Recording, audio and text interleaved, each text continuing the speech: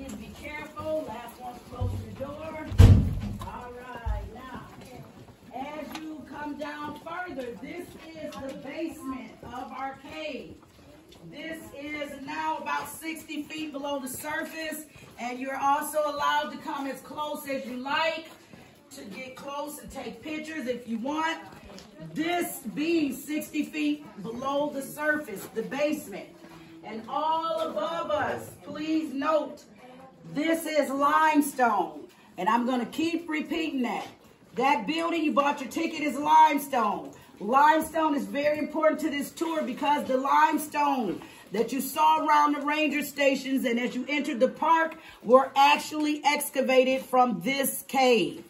The limestone you saw at the museum area where you bought your tickets was also from this vicinity, but the same crew did all the work. Limestone is very important in Florida. All of Florida is predominantly covered by this limestone. Why? And because all of Florida used to be under a warm, shallow ocean. As a direct result of that, Florida is called a karst, K-A-R-S-T, topography or landscape, meaning embedded in this limestone because it once was under the ocean. With gravitational pull, all those dead animals, plants, seashells, sea life, people. I'm trying to be serious, so I'm not going to say my ex-mother-in-law, but you get my point. All them dead things that died, as they disintegrated, they decomposed and formed into limestone. As you see water, or mainly hearing the water, that water you're hearing is dripping through the limestone. It takes 2 weeks for the average rain to trickle through the limestone. And as it comes through, it is literally pulling those carbonic gases and acids from all the dead trees and plants that gave up 100% of their carbonic gases and acids. They became, whew, that's a lot. But as the water comes through, it's pulling those things out, growing the stalactites. That's why it's so important that we don't touch, because once we put our oils on it, water will continue to flow as long as it rains. Then it will stop the growth. And it takes 2 weeks for the average rain to get through the bedrock. So that water you're seeing is literally from rainwater that's dripping now slowly through. The water that you're seeing lying down there on the ground, that mainly is fresh water. That is not the water all from this up here. But mainly this water lying on the ground, that's fresh water from the aquifer. Underneath us is an aquifer. Chipola River is behind us. It overflows and floods the aquifer. The aquifer then backs into the cave. Many days we can't enter that door because of flooding, and it'll stay flooded in here maybe a month or even. Wow. We go in the side door, and then we come backward as far as we can. Also, right where you're standing, directly above your head. She's right. No, you don't got to move. But right there, that is a big gaping hole. That is consistent in the state of Florida because limestone is very porous, meaning it gets ate away by just water. That's why Florida has a lot of sinkholes. Okay, let me make sure I said everything. Any questions? Okay. You dropped something. You dropped something. Oh, thank you. Oh, your tickets. All right. If I don't have these tickets, the dragon will keep you in here forever. Please be careful as we go through this area. This is called the nip and tuck. Please watch your head and don't go to the right. Please watch your head. Suck it up, Buttercup, and don't go to the right. That is also many days this water will connect. I've actually witnessed several times this water is so flooded we can't even enter this room. Wow. And we go in one of our side doors. This room is the most popular room on the whole tour. It's called the wedding room. And you'll see as you get in here how it got its name, called the wedding room. This area right up here it looks like a calcited, well, it is a calcited tower. It kind of looks like a wedding cake. That's how the room got the name, the wedding room. It's our most popular room. You also can go up those stairs and look around if you like. But this is actually where the minister and officiant would stand. We do 2 to 3 weddings a year. And I'm serious. And one day, instead of calling this the waiting room because of that cake, I've also called it the birthday cake because we did surprise birthday parties for a young man that was 11. And during that tour, it was a private 2-hour tour. All the lights in the cave were turned off. We called it a VIP or a flashlight tour. Everybody had a flashlight. Those are really, really cool. And when that area is all flooded with water, we on those tours go in that water. No matter how deep, I wear waders some days to work, and that's pretty cool. But because it's the waiting room, predominantly, we do 2 to 3 a year. Prices start about $150. That's pretty cool. And this is where I always say the bride and her caveman be standing right there. And then on the sides of the cave wall, they're slanted. They're at an angle. These are flow stones, but because of their proximity to the cave wall, water slips down on the side, growing the stalactites. Like if you washed your hands in the sink, lifting your elbow, water go down your armpit. That's how that grows. And they're actually, again, called flow stones. Some say for the sake of the waiting room, we call them draperies, angel wings. I've even heard them called bat wings, pig ears, bacon slabs, or Doritos. It's your imagination. Now, behind this big white calcited tower that we call the wedding cake, these are flow stones, but they're not at an angle. They go straight down. They kind of look like pipe organs. So, for your wedding, we perform your wedding music, but we only do one kind of music in the cave. Hard rock! Thank you. Thank you very much. Thank you. Thank you. I'll be here every Tuesday. Thank you. All right, now, this is also where we begin our story on how these little guys start to grow. In its first stage, they're literally thin, hollow. They look like straws. That's what they're called. Straws on the ceiling, and water's coming through them. Again, it takes 2 weeks for the average rain to get through that. And it takes 100 years for 1 cubic inch of this to grow. That's what we ask, please, not to touch. Also, now, as it widens, it seals on the bottom. It is now called a stalactite. The stalactite tight to the ceiling. As water now flows over and around the stalactite, landing on the ground or base. Everywhere you're standing right here is the flooring, but it's not the original floor. They dug it out. If you look right beside you, that is the original floor. That flooring was all connected. That growing toward the ceiling is called a stalagmite. A good way to remember for our students, stalactite, tight to the ceiling. Stalagmite, you might trip on it. It's on the ground with a G. Now they grow together and then they'll meet, like these are going to meet. They then form a column or tower. The wedding cake is a column or a tower. All right. Now, are there any questions? All right. Please be careful as we go to the next area. You can use the rail, watching your head, and please do not go to the left. And incidentally, to the left, this is called the Forbidden Passage. And you see what happened to that person that ignored us. When you get in here, you'll see it. But many days when we do those VIP tours, 6 to 8, we literally go down there, and at the end of that, there's rooms to the right that we go through on the Forbidden Passage. Please watch your head. There's puddles of water. Please be careful as we continue. Should have worn my boat boots. Okay, now this is a room that actually has 2 names with 2 meanings. As you enter, and you can also walk back there as well if you want, please be careful. But I always, when I start talking about this room, I also encourage all the kids and kids at heart, because the main rule of the cave is not to touch. Here's something that you all can touch if you want.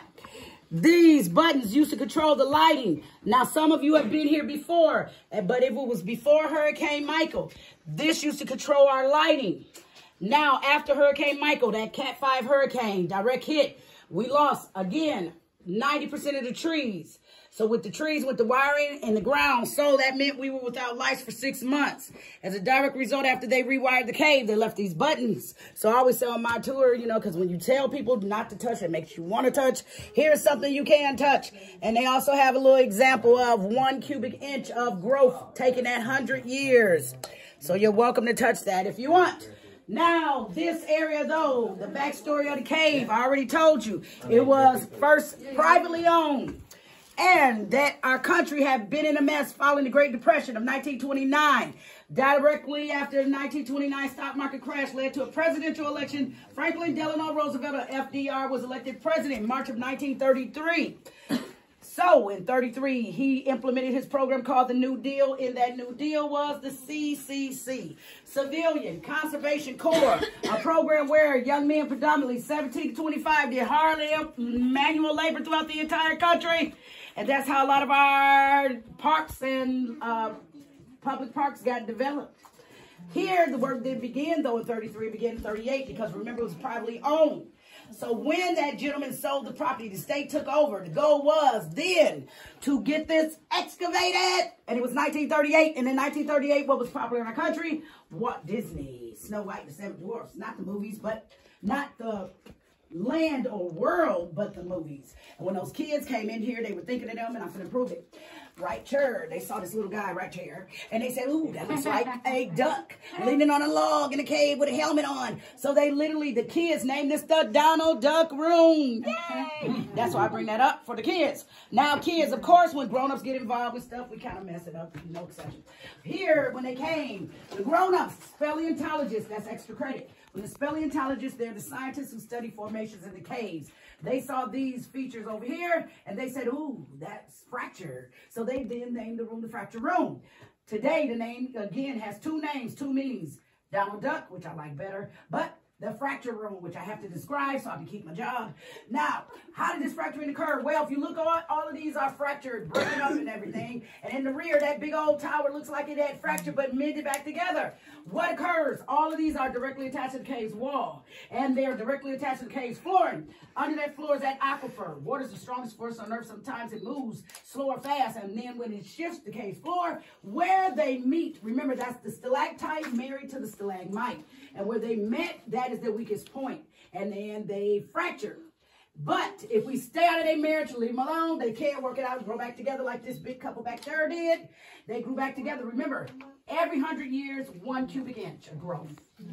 All right, now, if you look at these couples over here, they're not doing that make up to break up dance like they are. But look, they're not directly attached to the cave's floor either. You will see on the tour 3 main colors. This white is calcite or calcium come through the limestone from the seashells and bone fragments embedded in that limestone. The second color right above this handsome gentleman, that is, well, I'll call it dirty chocolate pudding or mocha. That is manganese coming through the soil. And we will see that later. This area right above us, this rust color, is iron coming through the clay deposits. Now, as we go to the next area, please be careful. The next room is going to be called the South American Room. And we're going to see how that room got its name. But on the way, please notice this floor. That pattern is not natural. Literally, the ground is more like up here because this was just crawl space originally, and they tunneled this out. This is the only full walking tour, cave tour in the whole state of Florida. Not the only cave. We have several caves even out here, but the only full walkable tour that has been excavated and coated with cement for traction. But remember, those kids that did this, they only earned $1 a day. $1. And at the end of 30 days, they only pocketed $5. And they said 25 to feed their mom and dad because it was a Great Depression. But now, as we proceed, please be careful watching your head. You will also see there are erosions happening through that cement. Please watch your head and be careful. And also, by the way, just in case a boulder hits me and I'm knocked out and y'all don't know how to get out of here, that is a side door entrance up that walkway where you see that bars. We have, again, 3 doors in the cave. So you're never too far from a safe exit. But please be careful because here's erosion. This is more stalagmites growing from the ground up. So they chiseled all this out. Please watch your head. And there is a big puddle of water under this light fixture. Please be careful as we prepare to enter the South American Room. And while we're entering the South American Room, please stay to the right because there are little puddles of water on the left side. And you might not want to get your feet wet. Please be careful watching your head as we enter the South American Room. And this is, again, the largest room on the tour. And just like that wedding room is available for your wedding, every single room in the whole cave is available for your wedding, vow renewal, or ladies, you're dating a caveman. You might want to bring him home. You can do it here. And at the top of this walkway is how the room got the name, the South American Room. And it is because you'll find at the top of this walkway a Rimstone Pool. Normally I would say a Rimstone Pool of water, but today it is empty, which is very rare. But this Rimstone Pool, according to some of the people that trained the young kids, the CCC, they were the World War I veterans predominantly. They said this looks like the continent of South America in its shape. So that's how the room got called the South American Room. A Rimstone Pool develops as drops of water coming through the limestone. Normally, they would float across that water and harden at the edge or rim like stair steps, forming a particular pattern.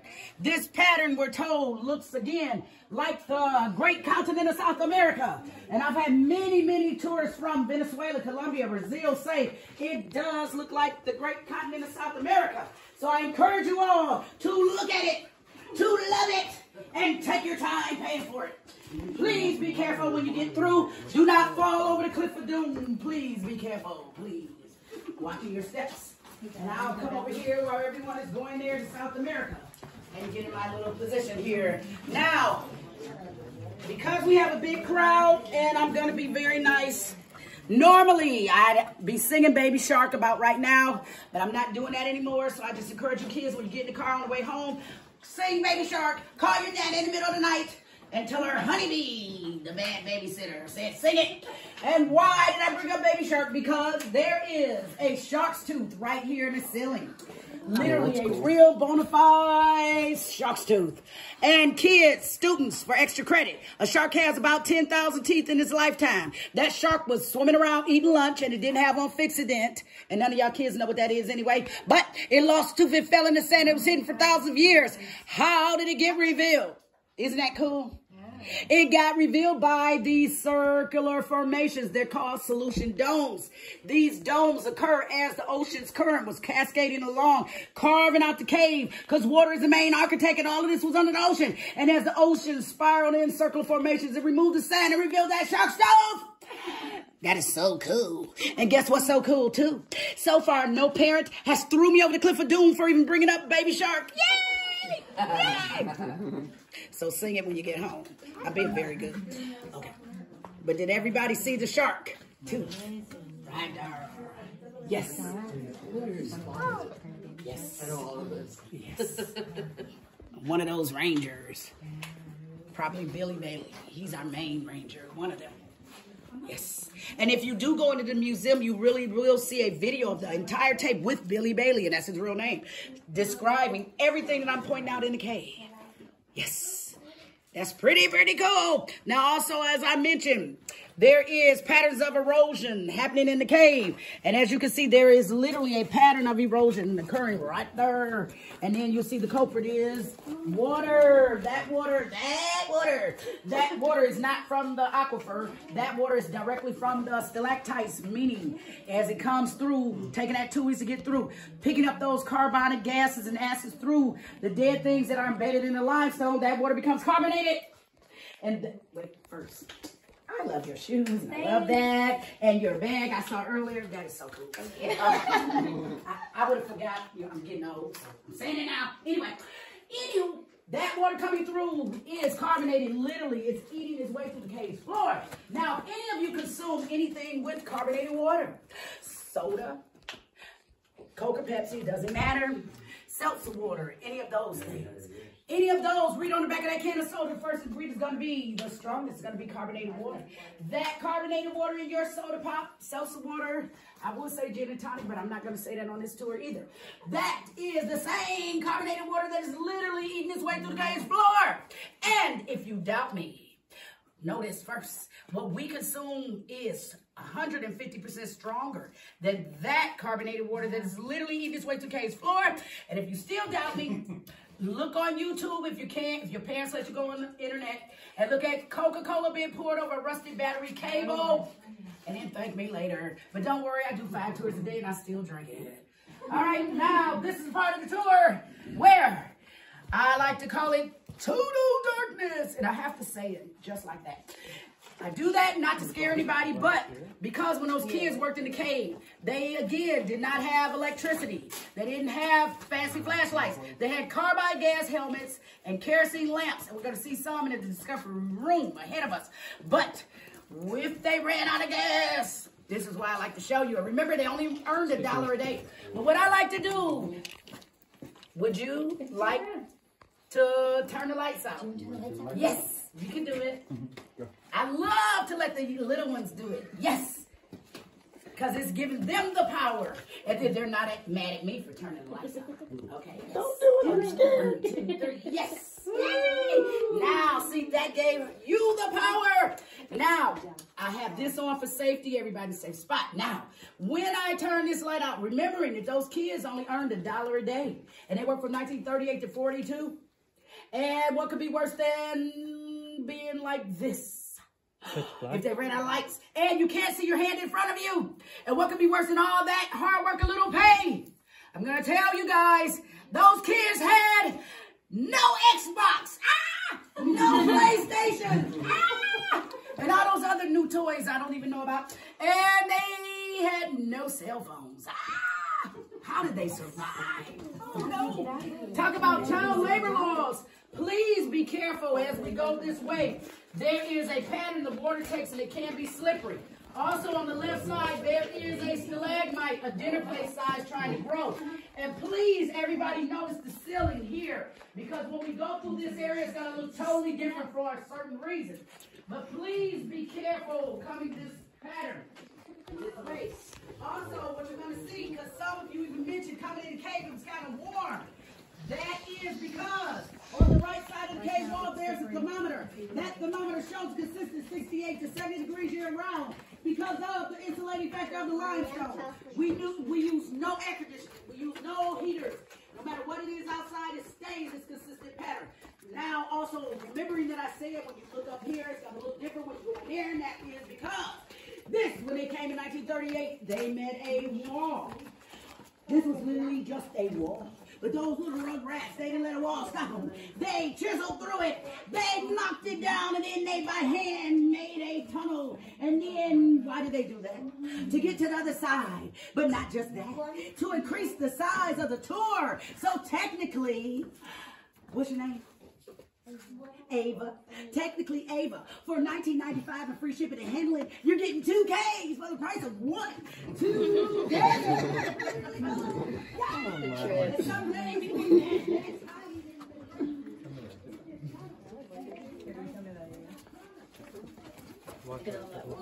Talking, I can't hear what you're saying, but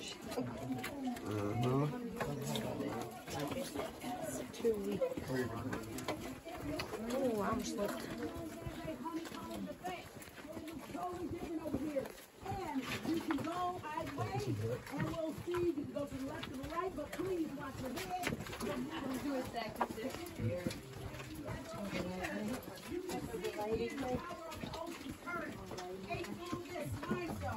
I know. This effect on these big calcited towers left a rippling effect upon those towers, so much that they literally named this room the Waterfall Room. Now, at the base of these big calcited towers, these are other Rimstone pools like the big one in the South American room. Only some of these are they're smaller. Some are filling with water. Some are completely filled with water. Some are totally empty. And over here, some will eventually fill up and run into the one in front of it. And what's really cool over here, there are puddles of water that are so crystal clear over here. And this one in particular, it literally looks empty, but it is completely filled with water. Now, what's really cool also about this area, remember what we just talked about, that carbonated water? That is not from the aquifer. That's not fresh water. That is directly coming from those stalactites. That means it's carbonated. That carbonated water combined with that color I call like dirty chocolate pudding or mocha. That is manganese or magnesium or manganese. Combining the manganese with the carbonated water, you roughly get something like ammonium MD or a laxative. So I would not be secretly sipping that water in the cave. That's why I did make sure everyone could go to the restroom before we came in here. Yes, please. And also behind you, that is a tunnel. Normally I would say that's where the dragon lives, you know, but I'm not really doing the dragon thing anymore. But if I did have a dragon, that is where she would live. And if I had a dragon, her name would be Dame Elizabeth Taylor, but I don't have one, so I'm not going to talk about that. Anyway, if you look in the ceiling, you can see millions of seashells literally embedded in the limestone. Because guess what, Miss Ava? We are not only just standing under the forest, but we are actually standing under what used to be the sea. Isn't that cool? Yes, yay! And even over here, there is a sea urchin, ancient, right there. That is pretty cool. Oh, sure enough. That is a sea urchin right there. And again, these big domes that we're seeing, again, those are solution domes. They occurred as the ocean's water were cascading in circular formation, trying to break free from underground. And many times that's how some lakes, rivers, and streams get developed. But that is a bona fide sea urchin right over there. That's pretty cool. And also, as we continue to investigate or look at this area, please notice where the white lights are shining. White light, you'll probably see green moss mold or algae growing up there. Sometimes a hue of it here. That is the scientific region. The rangers put in the red, blue, violet colored lighting in the cave, because it'll hopefully stop that growth. It only occurs with white light, because white light in a cave mimics the sun with photosynthesis of chlorophyll, causing those green things to grow that should not be in the cave. And the cave crickets will eat that, and the spiders will eat the crickets, and the crickets and the spiders, the bats eat. And unfortunately, I have witnessed many a snakes in the cave, especially behind you over there. Seriously. And I've even seen bats. Yeah, let me get away from the snakes. This area is a calcited tower. Some say it looks kind of like the Leaning Tower of Pisa. It was carved as the ocean's water was cascading in one direction for thousands and thousands of years. One young man hollered out, "It's not leaning." So I said, well, the Tower of Babel. Or an upside down ice cream cone, a mermaid's wedding dress. I've even heard it looks like a lot of teeth or a birthday cake. Your imagination, okay? Now, up against the wall right there, this is what we call the natural heart formation in the cave. One young lady from Brazil was very emotional about this, because she said that literally looks like a crown on top of the heart. So she got emotional and called it the Sacred Heart. I've also heard it called a clawda. Now, one young man on the tour with the lady from Brazil, he said it out loud. He wasn't religious or romantic. He said, "That is not our heart. That is the Seminoles Florida spear." And he did like this. And then I hollered, "Go blue," because I'm from Michigan. Oh, my. Yes. Okay, now carefully as we continue, please be careful and use caution through this area. This is called the Atonic Forest. And it's called that because, first, you're going to see every form of the stalactite, stalagmite, and flowstone. They're all represented throughout everything that's in the cave. Is shown in this one-show walkway. And they also say it looks kind of like petrified trees. But the other reason it's called the Enchanted Forest, and I'm very serious. Serious. This is Joni, the boring tour guide, not Honeybee, the bad babysitter. So I'm very serious. There are 2 troll holes on the left side. And there's puddles of water in the center. Please be cautious so you don't get your cute little shoes wet. Especially the lady with those psychedelic shoes. But please be careful. But I'd rather for you get them shoes wet than to fall into one of our dreaded troll holes. There are 2 troll holes on the left side. Please be careful. And do not fall in the troll holes. Mothers, hold your children. Husbands, hold your girlfriends and your wives. And do not let Your girlfriends and your wives. Same thing. No. Sorta. No, it's not. Sorta. It's saying that you have your girlfriend and your wife with you at the same time. There's a pole right there. Right there. Oh my, look at the troll hole. Right there. Oh, so big. Oh, there's another puddle. Oh my God. But she said there's lots of puddles. I thought I was going to sink. The National Forestry Department sent their chief engineer. His name was Oliver Shalafo. And it was 1937. His goal was to find another cave to do a tour. While walking through the forest, the story goes, a tree fell. Underneath the tree was a natural opening. He came in through this direction, got permission, set up the CCC campground. It was camp number CP12, was the exact one that were out here. They set up park, came in, they were clothed, sheltered, and fed, coming in through that direction. This is an original lantern that they carry. They would actually put kerosene in it, and it has a hook on it. I'll show you what they did with it in a second. This is also where people were starting to come in, stealing the stalactites. That is why they put a blockage up there, so you couldn't just come in here. Because of that. Because they didn't want people to saw off the stalactites. And Ava, because I like you, I'm going to tell you a little secret. The other reason that they put a blockage up there is because they couldn't charge your parents $10.75 to get in here if they hadn't blocked it, but that's our secret. So they would come down this direction. They would take these lanterns, and also some people always ask, this case here has Band-Aids and stuff. Hopefully no one will have to need it, but we have one in almost every room. We even have some that's orange, so, you know, just in case. But they would take those lanterns, hang it literally right there. There's an original nail. And there is another type of lantern they use, because they use the kerosene lanterns and carbide gas helmets. They would hang it. Oh, you got a drop of water on you? Well, that drop of water on it in the cave means it's a cave kiss. Our cave's romantic, and it's trying to turn you into a stalagmite, so you might get married in the wedding room. Now, also in the ceiling, if you look up here, where they'd hang their lanterns for light, there's something in the center up there. And this is very important and scientific, and I have to get it right. It kind of looks like a white shiny bowl in the ceiling.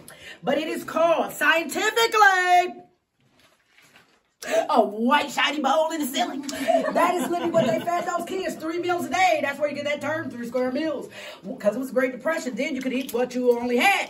Those kids, that's a pretty big bowl. One of them had the idea, the kids, if they put a bowl in the ceiling while hanging a ladder, it would reflect more light. We've discovered about 64 of them bowls throughout the whole tour. That's pretty smart for some kids. Or sometimes I like to just imagine maybe they were Greek and they threw it up there and said, Oompa. I got to thank you for that laugh. Thank you. Okay. Now, carefully, if you look down here, this thing in the center of the floor, it kind of looks like a rock, but it is not a rock. This literally grew from the ground up. It will not roll. And you can't touch it now because it's dead. It used to be a stalagmite attached to that stalactite, like behind you over here, a married, happily married couple. And when those young men came through that direction, remember when we turned, no, Ava turned the light out. Remember, it wasn't me. She turned the light out. They did that like when they worked here and they ran out of light. They needed to find a way back up here and out, so they tie a rope around their waist and the stalagmite. Doing that from 38 to 42 while they were exploring, literally broke it apart, killed it. So now it is just like a dead rock. That's what we ask not to touch. And some days, grown-ups, Ava, you need to, I'm telling you another secret. What's the baby's? Kai. This is, the kids don't understand what I'm about to say. But sometimes grown-ups don't pay attention. They trip. They hit their heads. Then they look at this rock and they start speaking in a language that Kai and Ava won't know. And so we call this the rock of many names. What do you expect? I work in a cave. Anyway, here's some more buttons you can push again. This is our wall of imagination. I like to imagine some days that is icicles. Or here, jellyfish. And in the center, that kind of looks like a skeleton with a tie on. So when I look at that, Ava and Kai, I always say, I see dead people. Oh my God. Y'all got to get older and watch the movie. You'll get it. This also kind of looks like a wolf or a bear growling. Or a greyhound growling at the moon. Here's a saber-toothed tiger. And this is my version or imagination, a T-Rex. Going that way. But lastly, Ava and Kai, I must introduce you. Because my tour sometimes is like Vegas. I've been kind of nice, but sometimes it's like Vegas. And you can't go to Vegas without seeing the king. Ladies and gentlemen, touring forever in 3 years, Elvis Aaron Presley, right here. And that's his upper torso. He's bending down saying, thank you. I see it. Yes. And the reason you don't see his shoes, he doesn't want mud on his blue suede shoes. Elvis. Has left the building. Elvis Presley. I never been in a cave before. Watch out. The guy that